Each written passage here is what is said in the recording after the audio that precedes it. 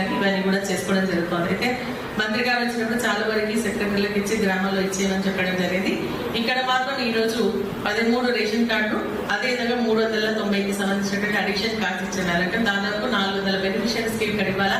కానీ ఈ కార్యక్రమం ఏంటంటే ముఖ్యమంత్రి గారు చెప్పేది కదా అని చెప్పేసి మొక్కుబడిగా కార్యక్రమం కింద చేస్తున్నట్టుగా అనిపిస్తా ఉందని చెప్పేసి నేనైతే అనుకుంటాను. బెనిఫిషియరీ చూసుకుంటే 400 ముందు ఉండాలి. కానీ మరి ఎందుకో కానీ చెరువుచేడు మండలంలో చాలా అతి తక్కువ 91 కార్డులు మాత్రమే రావడం జరిగింది. చాలా మంది చెప్తున్నారు మేము అప్లికేషన్ ఇచ్చాం కానీ మరి మాకు రాలేదు, అర్హులమైన రాలేదని చెప్తున్నారు. కొంచెం కలెక్టర్ గారు దానిపైన కొంచెం దృష్టి పెట్టాలి.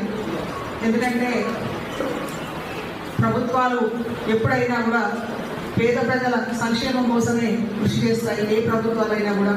అందులో భాగంగానే మరి నిరుపేదలు ఎప్పుడు కూడా ఆకలితో అలమటించొద్దని, వారి కడుపులు నింపాలని మరి ఆహార భద్రత కింద మరి రేషన్ కార్డులను జారీ చేయడం జరుగుతుంది. కాబట్టి మరి వారికి ఈ సన్నబియ్యం పథకం కూడా మరి ఈ ప్రభుత్వం వచ్చిన తర్వాత మరి వారు దొడ్డు బియ్యం తినటం లేదనే ఉద్దేశంతో సన్నబియ్యం అయితే తప్పకుండా అందరూ వాటిని వినియోగించుకొని అర్ధాకలితో అలమటించకుండా వారు తృప్తిగా ఉంటారని చెప్పి మరి ఏదైతే ఈ కార్యక్రమాన్ని మరి తీసుకోవడం జరిగింది.